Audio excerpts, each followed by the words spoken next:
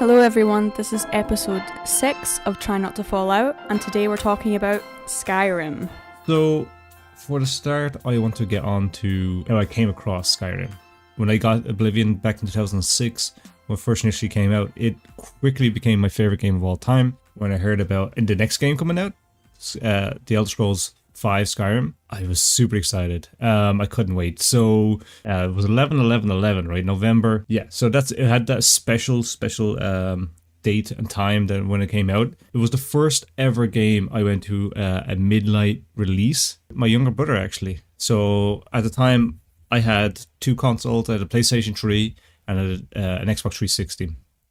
My brother said, he'll get it on the Xbox 360 and I'll get it on the PlayStation 3. Thinking the PlayStation 3 was the more powerful console at the time. How wrong was I? But I know there was a lot of issues going forward with people's save states and stuff like that, where the game would actually break from when you save too much or when you had too many saves or you had too much loot or something like that. I know there was a weird bug like that. I recently did a stream where I played through the main story on the PlayStation 3 and and we had a bug count and a death counting. It was hilarious. It was very difficult, but it was fun. Go check it out. Yeah, it was the first ever time I was so excited. We literally picked the game up at midnight. I think my brother and I went back to, at the time I was staying at my parents' place. We went there and he booted up the game on his Xbox and I booted up the game on my PlayStation.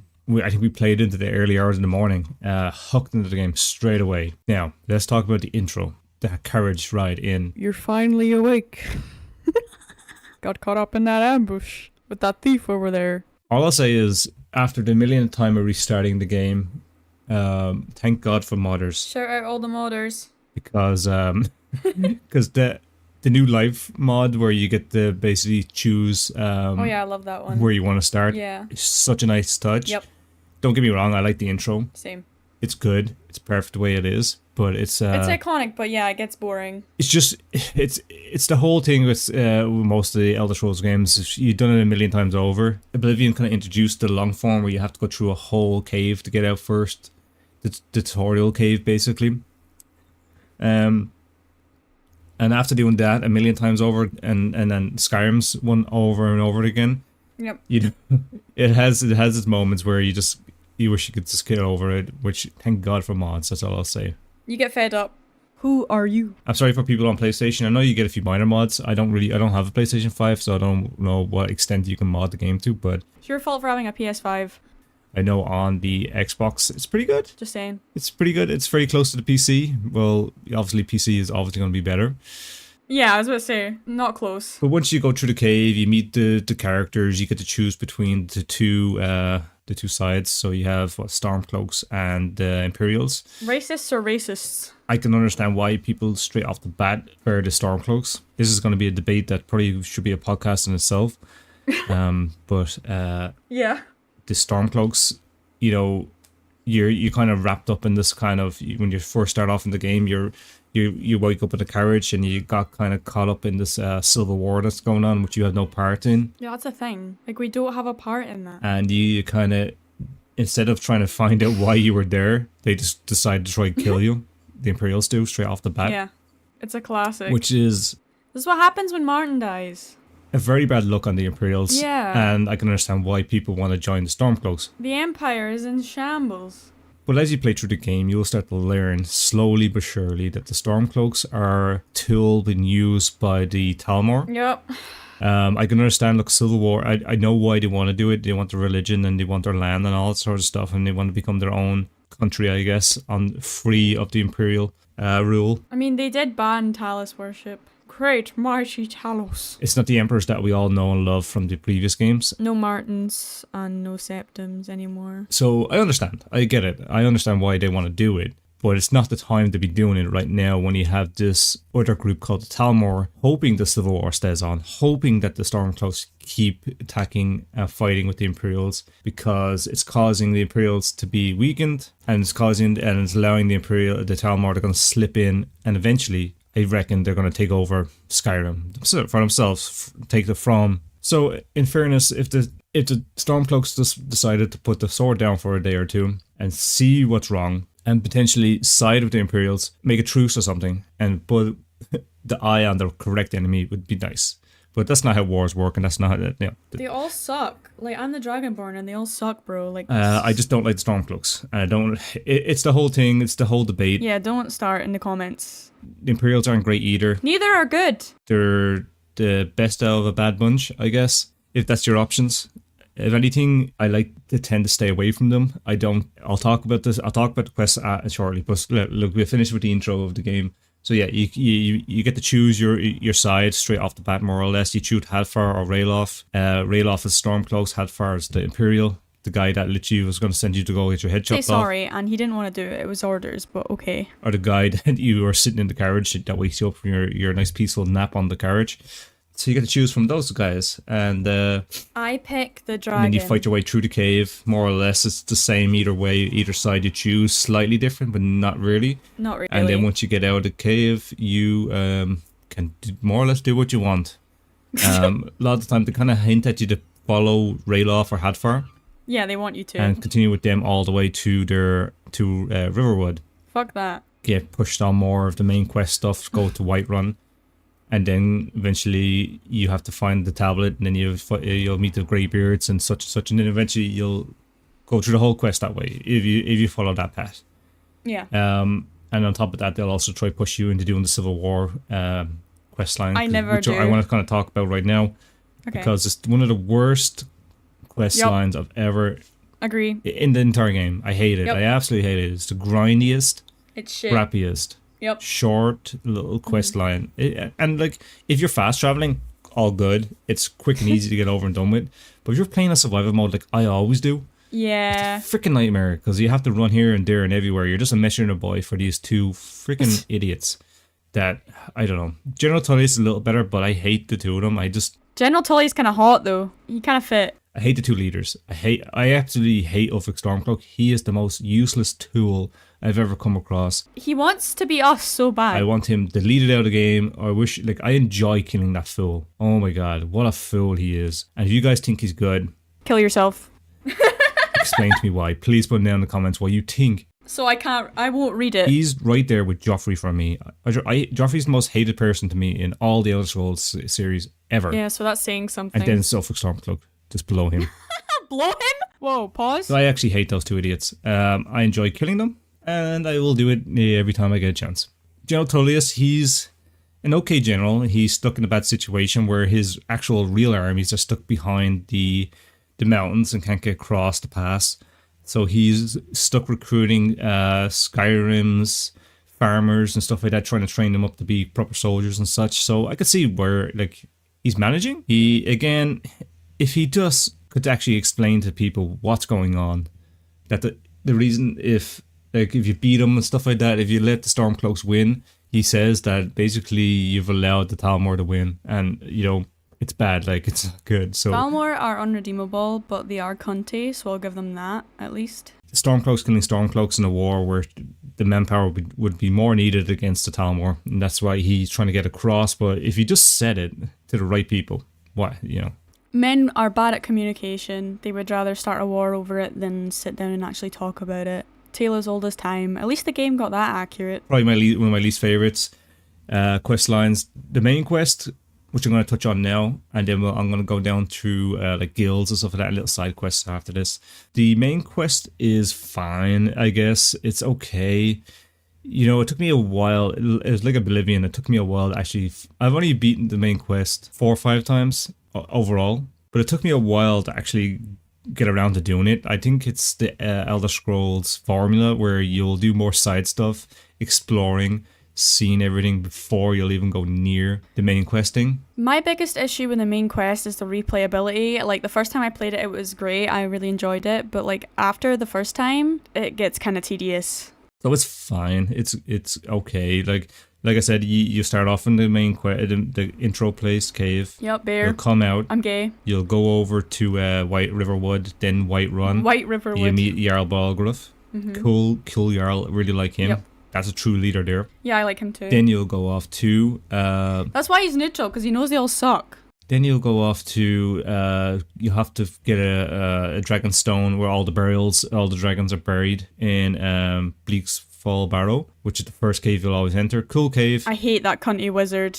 He's such a bitch. that gives you the quest. He sucks. Fun intro little cave where you'll meet a guy stuck in spider web and you cut him down and he betrays you, and it's fun. He's your first introduction to like the Draugr and stuff like that, the kind of zombie kind of protectors of their caves, I guess. Yeah, they are. They're like our ancestors and we're just killing them. Desecrating corpses. And it's nice. It's cool. It's fun. You beat some bandits too. Nice little, and then you'll get to fight your first, what are they? The Dragon Lord guys, the guys that come out of the coffins, I guess. Yeah, they're more powerful Draugr, basically. And he's like kind of a little boss fight at the end. Then you meet your first Dragon Wall, where you'll learn how to do dragon shield. You get your first dragon shield, but you can't use it until you kill your first dragon. It's when you don't realize there's a dragon wall there, and the music just starts playing like, hoo, ha, hoo. Yeah. Then you go back to Whiterun.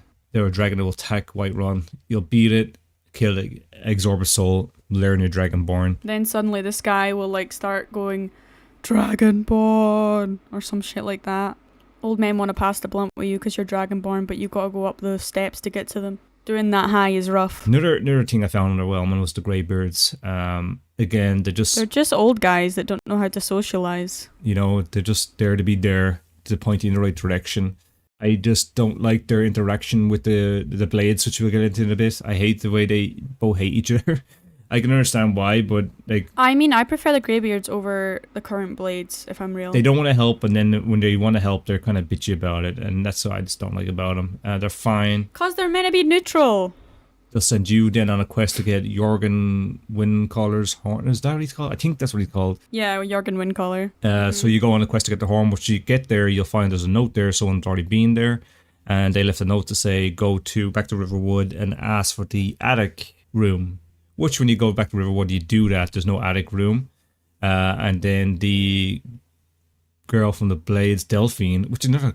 Delphine is just below on my list of hated people.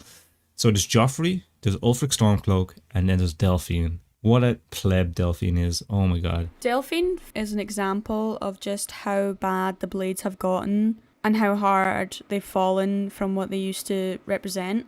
Like, she hates dragons when in reality they used to protect the Dragonborn, and she like constantly questions us. Bit bitchy at you, I don't like that. And then you go off to after meeting her, you go back to the you have the option to go back, bring the horn. She actually gives you the horn. You can bring that back to the Greybeards, and then you can start questioning the Greybeards on getting more power and all sorts of stuff. And then they're like, who's telling you these things and stuff?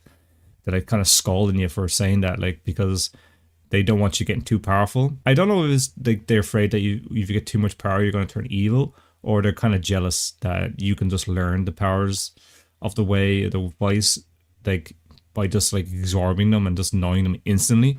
I feel like he knows that the Blades ain't shit now, and on top of that, maybe they are a little jealous because they do put so much effort into learning even one shout. But yeah, I think it's more about power than anything. So you meet Esbern, and then you down the sewers, you save him from the Talmor. Because how you find out about Esbern, you do a cool quest. One quest I actually did enjoy in the main quest is the one where you go to the Talmor Embassy, which is kind of cool. You go to a party. It's very short, very quick, because you literally go to the party and then you're sneaking around and you're just killing Talmor. Left, right, and center. So you butcher your way through, and then you find the notes at the end, the dossiers. Read the dossiers, guys. Very interesting stuff there. You'll learn about Ulfric is basically being used as a tool for the Talmor, and that they hope the war continues because it's aiding them capturing all of Skyrim, basically. It's written there on piece of paper in game. So if you're wondering, is the Civil War, is helping the Stormcloaks helpful to the entire of Cyrodiil? Brave of you to assume that Stormcloak fans read. If you're gonna actually pick a side, it's the whole NCR thing in Fallout again. If you know what I mean, it's interesting, but you gotta go with the Imperials. The Stormcloaks are just gonna do more damage and weaken them to be open to attacks, unless they have some other ace up their sleeves, because I don't think the Dragonborn's going to be there to help them, because at the end of the Dragonborn's lifespan, guys, I'm not going to spoil it right now, because that's a whole conversation for the DLCs. Because just like what happens to the hero of Kvatch or the Cyrodiil hero of Oblivion, there's not a good ending for the Dragonborn. Anyway, to get back onto you find the dossiers. You learn about Esbern, you find Esbern in the sewers, you save Esbern out of the sewers, you bring him back to Delphine, they want to find out what's happening, where the dragons are coming back, they learn about Alduin, you go to find this cave where the Blades used to hang out in Skyrim. They have this kind of cool little base up in the mountains. Once you get there, it's full of the what's the guys that live in the west coast of Skyrim?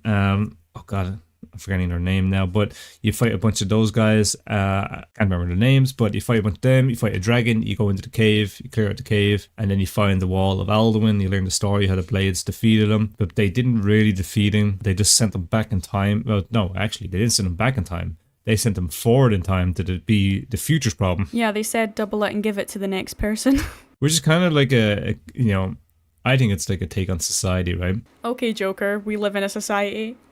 It's like we're not going to deal with this issue now. We're going to let it be an issue for someone in the future. It's how the freaking world runs, right? Pretty much. It's just like, oh, that'd be tomorrow's problem. Tomorrow's problem. Tomorrow we'll deal with that. Which is not a really good way of handling things, guys. Where's tomorrow? Anyway, so once you go to the wall and see all this, the inscribes, you go back to Greybeards. And then once you're talking to them, they say it's time you meet with Parthenax. And then you go meet with Parthenax, and then you learn the leader of the Stormcloaks, the leader of the... Parthenax is actually the leader of the Stormcloaks, Pog. The leader of the Greybeards has been a dragon all along, hence why they've been learning shouts and stuff like that. Interesting, I really like Parthenax. I want him biblically. Just a little fun tidbit there, he's actually the voice of Mario. Yahoo! That does Super Mario on the video games, really cool guy. Yahoo! Really great voice actor.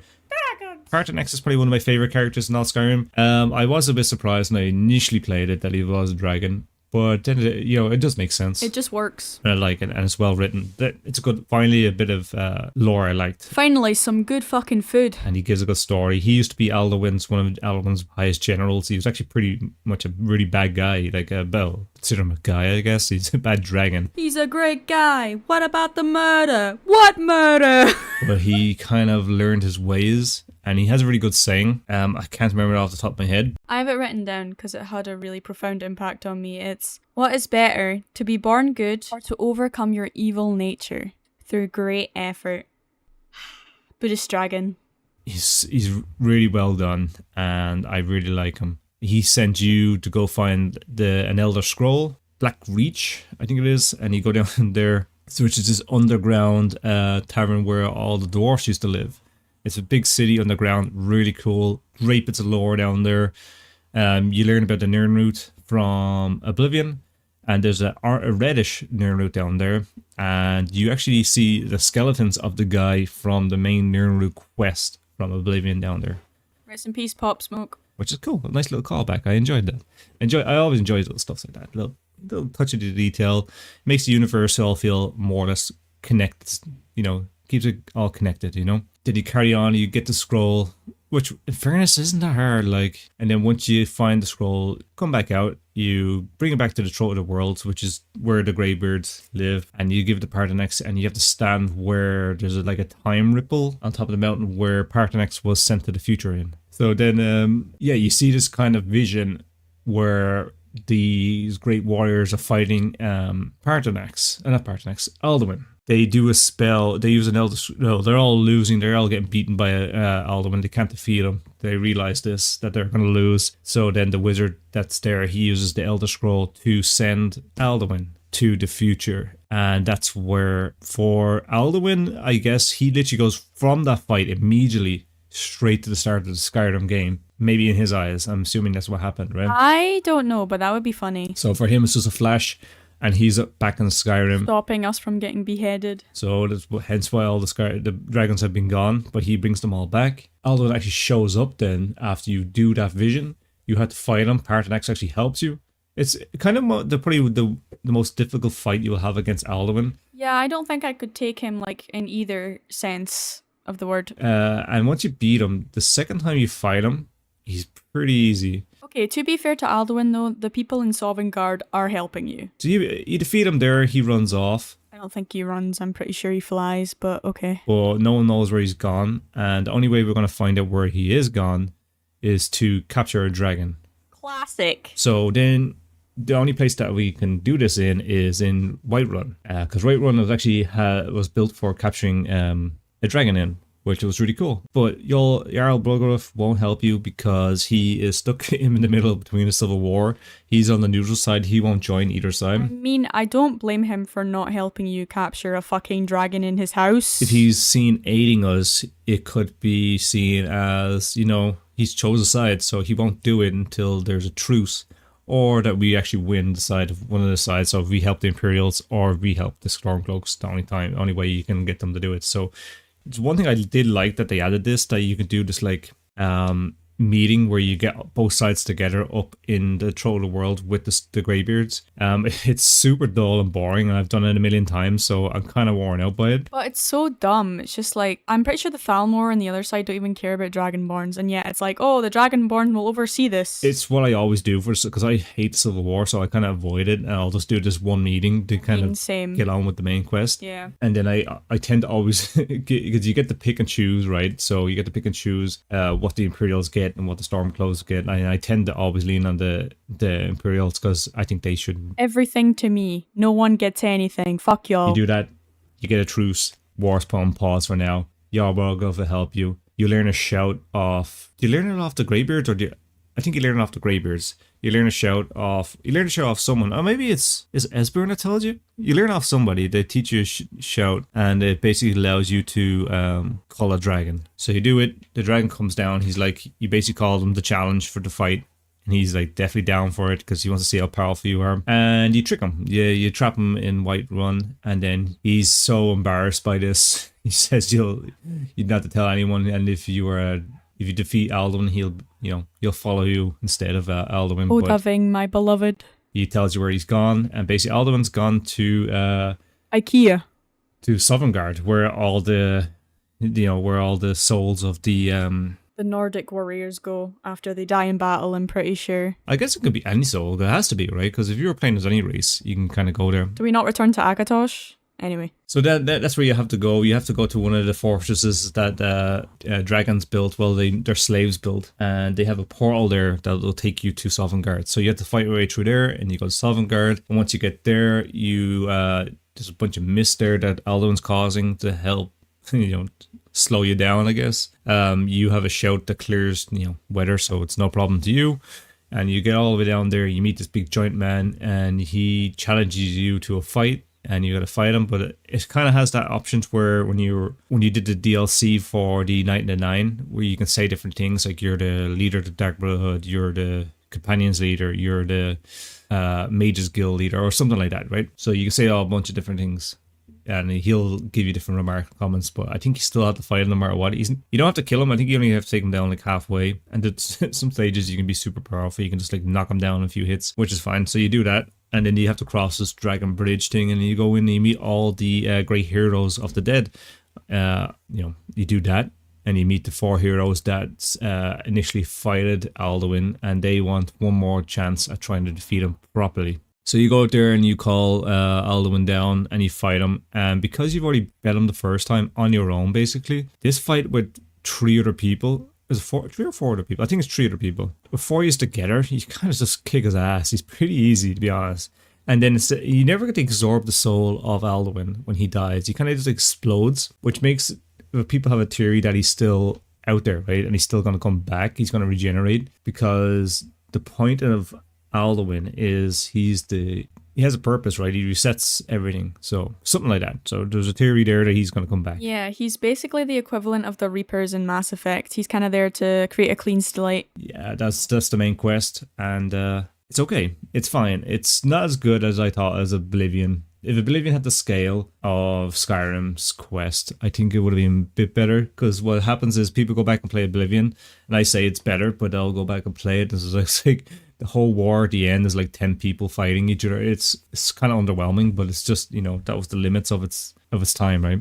Yep. Where Skyrim had a little bit more oomph to its fights and stuff like that. Not much more. And plus you're fighting dragons, which is cool. Adds that bit more to it. People were obsessed with dragons for those few years after that. And a whole bunch of games came out copy and pasting it, but obviously couldn't keep up to the standards of of Skyrim. I want to marry a dragon. Anyway, so you do that. That's the main quest, and I found it a little underwhelming. I felt it like it's a little rushed. Same with the Civil War. Just felt lame and empty, to be honest. It isn't what they wanted. They left a lot on the cutting floor. You know, they didn't use it all. They had so many more ideas for the Civil War, and I'm assuming they had so many more ideas for the main story, and they rushed the game out so fast that it didn't get the love and the attention that I guess they wanted to put into it. So yeah, it's okay. It's fine.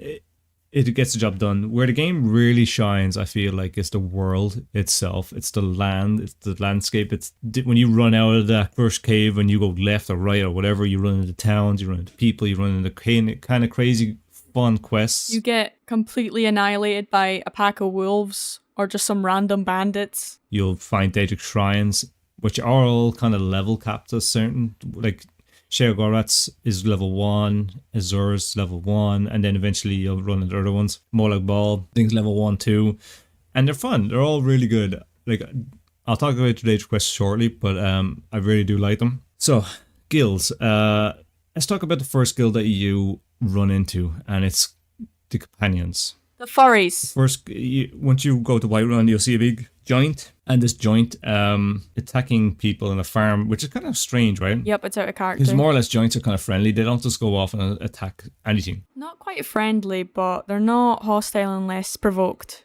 We only spoke about this in one of my last streams, and I did start thinking about it after that. Then it is very strange because you run into any joints in the game, unless you run into their territory, will they attack you? They won't just randomly just go and fight you or attack a town or attack a farm for any other reason. So I feel like we're killing this innocent joint that was just passing by or looking for his lost cow or something, or his lost mammoth or something like that.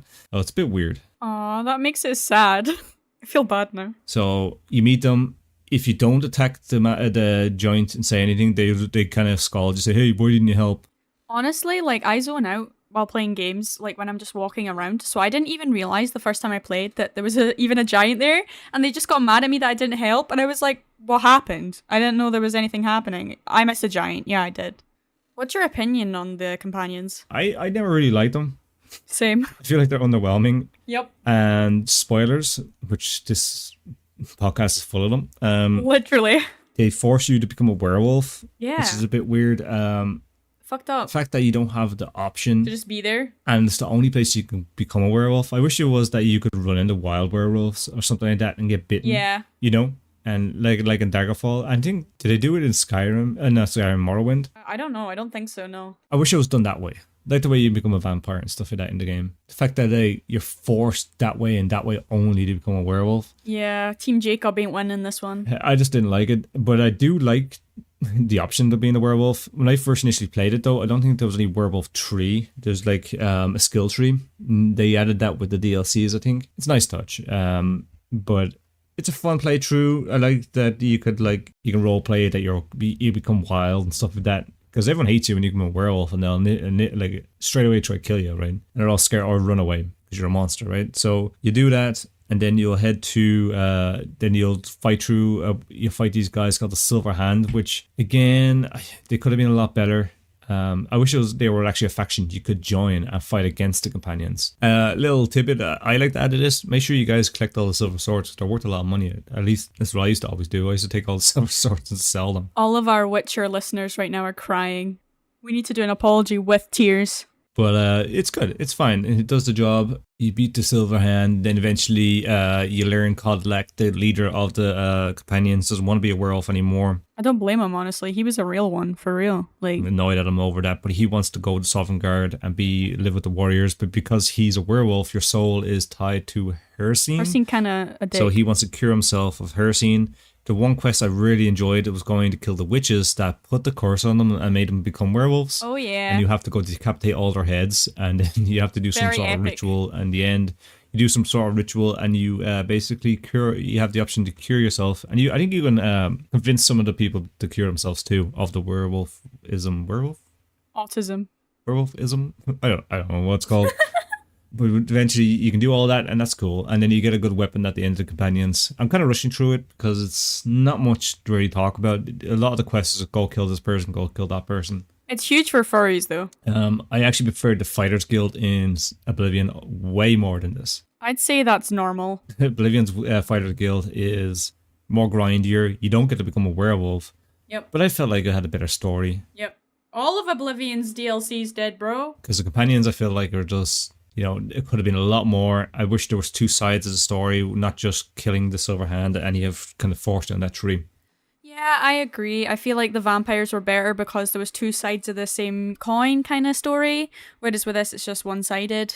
And yeah, I agree with the just wanting you to join straight away, kind of lame. Like, the companions are meant to be, like, really tight-knit. I do really fancy Vilcus and Farkas, though, but it's not enough to save it, sorry.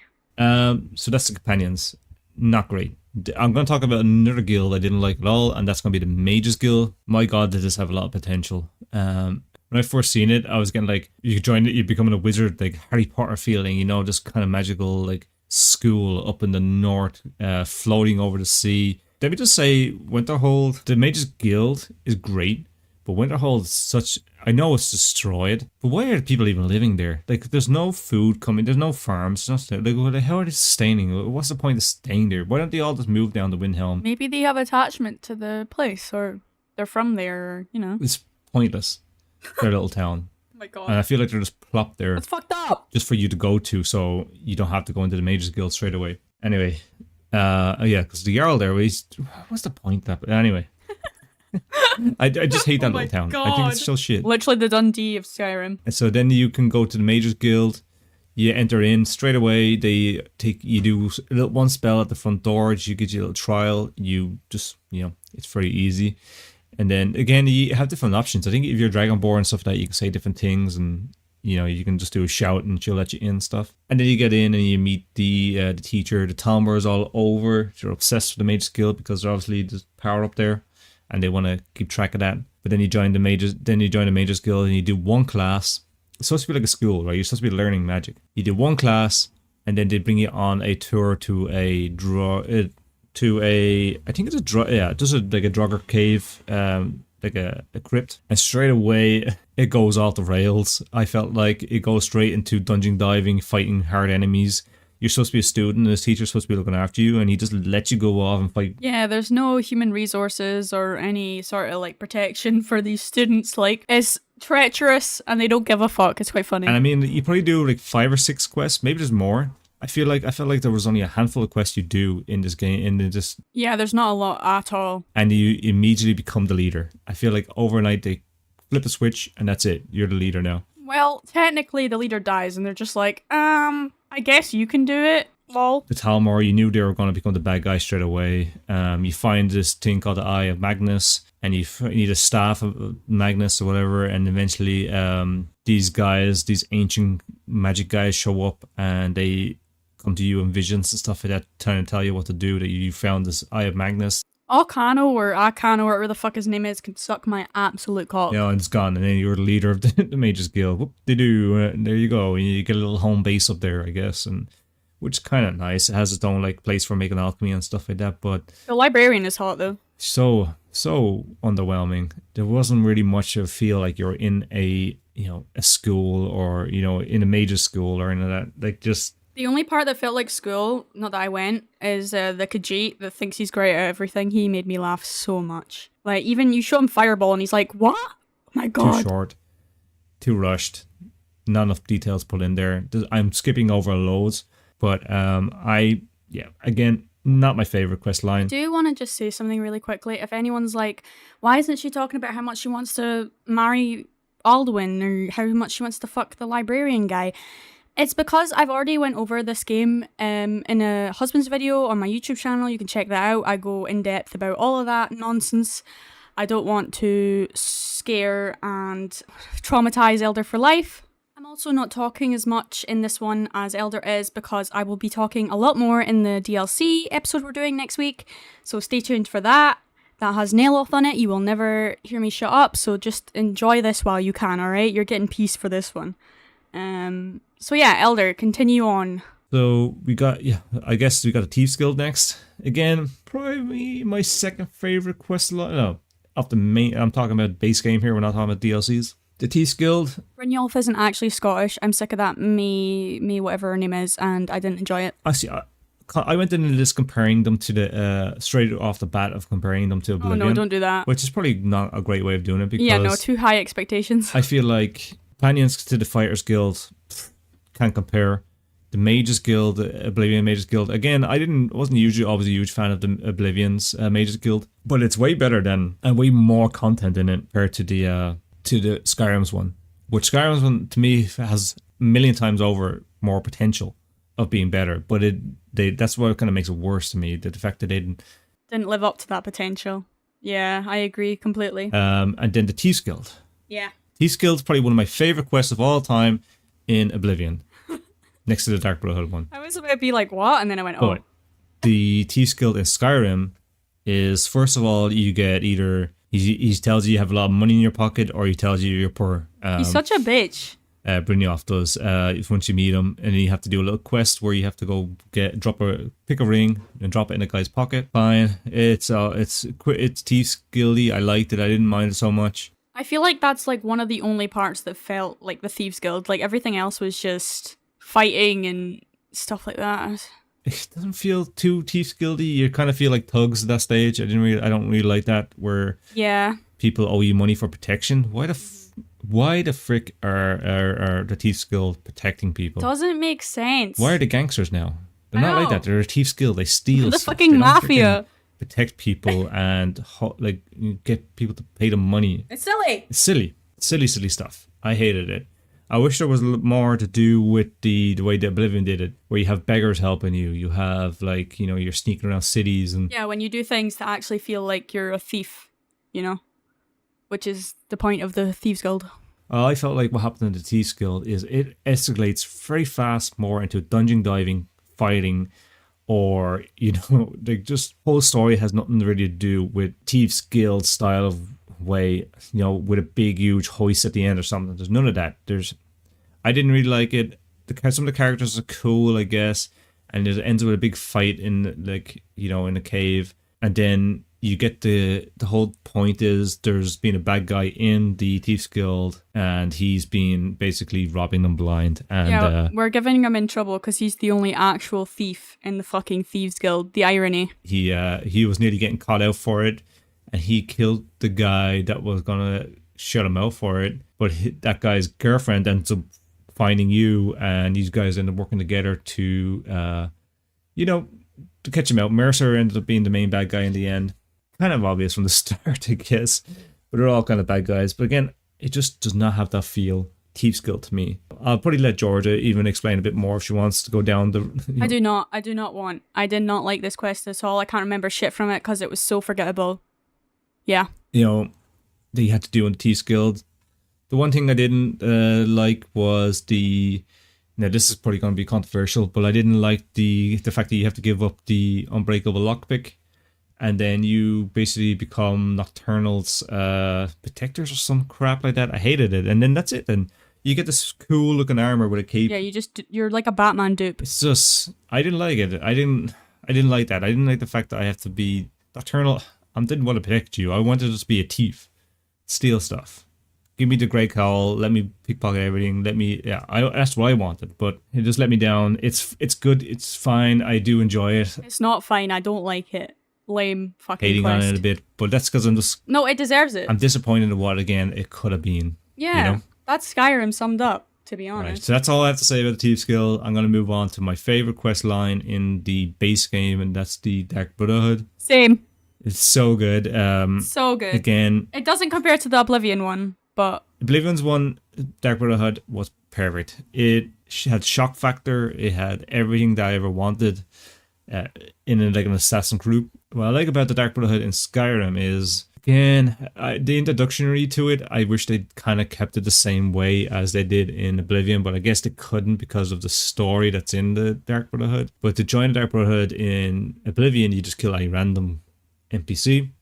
Once it's murder, it's considered, then you'll be contacted, right? In Skyrim is you have to meet a little boy. He contracts you, or you can do it. You can actually go and kill the old lady straight away if you want. But either way, you still have to meet this little boy that wants you to go kill Grollag the Kind, who is not kind. Not a kind lady. Change your name, bro. who runs an orphanage, and you go kill her in front of all these kids. Free trauma for everyone. Trauma on top of your trauma. 2 for 1. There you go. Next time you sleep, you'll wake up in this kind of cabin up in the middle of nowhere, and a lady dressed in Dark Brotherhood robes will basically tell you stole their kill. So to do that, you have to pay them back by killing one of these 3 targets. You can do it any way you want. You can kill one of them. You'll complete it, or you can kill 2 of them. You complete it, or you kill all 3 of them, and she'll think you're great. So I always kill all 3. Or in fact, you can actually just try to kill Astrid and basically report to the Imperial Legion that you killed the Dark Brotherhood, and then you can go down and not actually eradicate all of the Dark Brotherhood out of Skyrim. I mean, the only person I didn't like in the Dark Brotherhood in Skyrim was Astrid, so yeah, I didn't really... I think you only get like 5,000 gold for doing that way. I think you get like nearly 20,000 for completing the main quest of the Dark Brotherhood, so it's not really worth doing.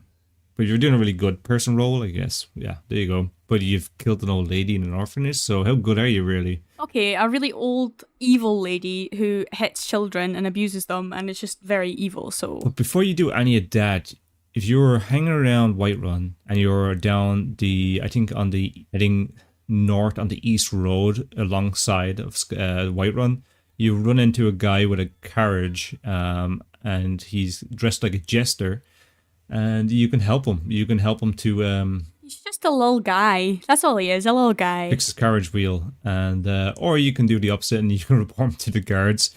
But if you do that, you're going to get people killed, and it's not worth, because Cicero is so good. This is my favorite character. Yeah, same.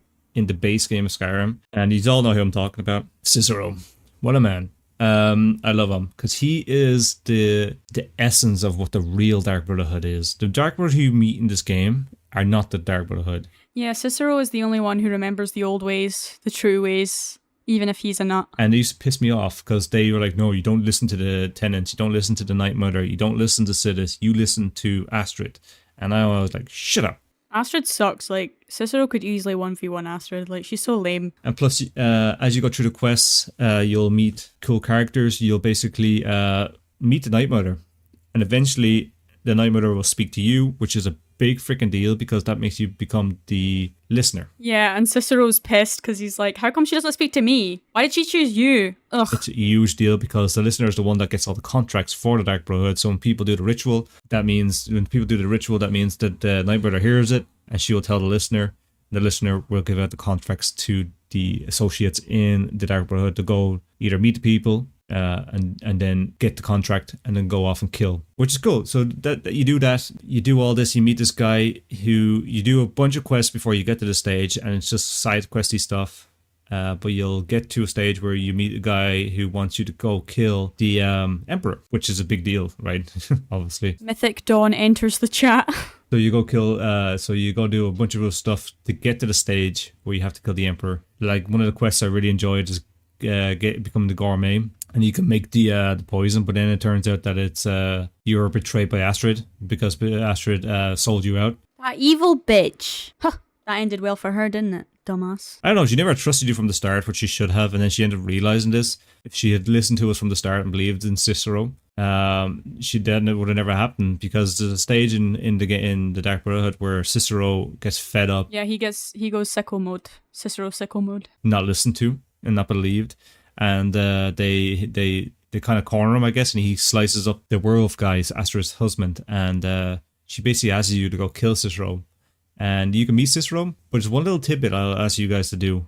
Use the Spectral Assassin, which is basically Lucien Lechance from Oblivion, and he'll tell you not to kill Cicero. He's the true Dark Brotherhood.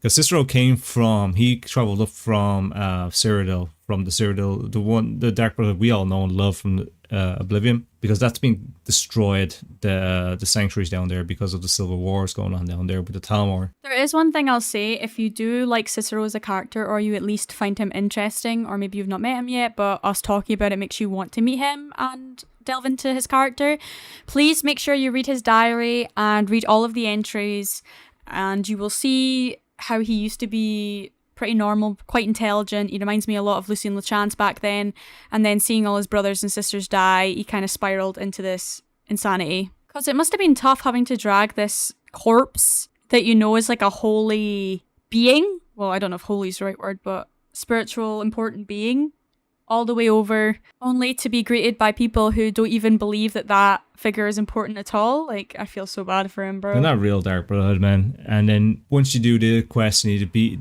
the Emperor and stuff like that, you basically rebuilding the Dark Brotherhood the way it should have been, which is nice. That's when the kind of pulled me back in again, and you can start doing quests and stuff like that. So it is one of the best quest lines in there. Cicero is my favorite character. Same. He becomes a follower. I love when you first meet him after you spare his life. He comes back to your sanctuary. He's so cute. And he's basically says he's going to kill you. I love that. And you're like, what the fuck? He's in a silly, goofy mood. And then he's like, no, I'm only joking. Get pranked. He's so cool, man. I love him. The last quest line to killing the Emperor is really fun and really cool. And the Emperor basically gives you a contract at the end. He's like, I know you guys, you don't have to take this on, but the guy that basically contracted you to kill me, can you kill him too? So you can go back and you can take the money and you can leave the guy that contracted alive if you want, or you can kill him. It's up to you. I generally kill him because the Emperor's kind of cool. Same. He's super weak though. You can literally throw anything at him, he'll just fall over dead. Also same. That's the quest lines that I can think off the top of my head. There's a few other cool little quests, like miscellaneous quests you can run into throughout the game. Like the one down in Black Reach, yeah, where you'll do this connect all the neuron root again, which is a freaking pain to do. Quest line in Windhelm where you have to solve a murder, which is really fun. Pretty glitchy from what I heard though. There's a bunch of other quest lines you run into. You can get married in this game. You can get a house. You can buy houses all throughout the city. There's DLCs that we'll talk about that add to that. Overall, really, really fun game. It's an iconic game. Like, you, even if you dislike it, you have to admit, like, it's iconic. And this game, you know, it changed a lot the way I thought about the Elder Scrolls. It really got me more into the lore, I guess. Oblivion, like, it was a really fun game, and I was making my own little stories up. I really wanted to learn more about the world and stuff like that, so I kind of got more into the lore. You know, it was Skyrim that really brought a lot of these people that come and watch me and listen to me and, you know, come to my streams, and it's probably one of the backbones of my channel. So I owe a lot to this game for my channel, you know, just for it gave me so much fun, I guess, and like days where I had nothing to do gave me something to do, and I really appreciate it. The modding world changed this game too, and it blew Bethesda up to a level where I think they're scared to do anything else, because I'm kind of worried now where they're going with these games in the future now, just because of after seeing what Starfield became. We'll talk about that in another episode. God though. help us, like yeah, please pray. I think they call it lightning in a bottle with this game. Oh, for sure. Do you know what I never talked about that we need to add in? I'm going to throw this in really quickly. The Daedra quests. Sheogorath's Daedra quest, probably one of the first ones I always do. Kind of underwhelming. It's okay. It's quick and short, and it's you get the Wabbajack though, the weapon you get at the end as a start. Get the black one. It's much better. Again, short and quick. Cool little quest. Moloch Balls one. You get the Mason Moloch Ball. Fun as always. You know, it's quick and short. I kind of like that quest line where you go into the haunted house and you know you hear him talking and stuff like that. Really freaky. Cool. I liked it. It was fine. Mayor's Razor I think was the DLC in this one too. I think. And there's a whole other Namara or something like that. I'm probably getting that wrong. And then, but you get a staff at the end of that. But that's a cool one where you kind of flick in and out of dreams. You use dreams to move through different stages of the location. You can actually move physically from a dream in real space and time. It's really weird. Love that concept. Really cool. See, things like that, when that's being creative. But when you make a game and it's just basically cyberpunk in space, that's what annoys me. If they can be more creative, like when you're writing quests like that. When it comes to the Daedra quests, they're usually short and quick, and you usually get an item at the end of them. There's not too much added into the Daedra quests as far as I can remember in these games. Clavicus Vial is pretty cool, and the dog. And then also her scene with the werewolf in jail. That one was also really deep in my opinion. I tend to not really do them too often because a lot of my playthroughs, especially for streaming and stuff like that, I generally don't get to that high of a level where I get to do all the Daedra quests. Yeah, that's fair. So all I have to say is at the end of this, good luck, Todd, with Skyrim, with the Elder Scrolls 6, but just be more creative in the future. I don't know how to make games. I'm not a writer. I don't know what I'm talking about, but no, but we play them a lot. Do better than Starfield, I guess. Low bar. That's all I have to say. But yeah, thank you everyone for listening. We hope you enjoyed. Next week we'll be talking about the DLCs, and rest in peace, Popsmoke. Cheers to Rest in this. peace, Popsmoke. Rest in peace, who? Popsmoke.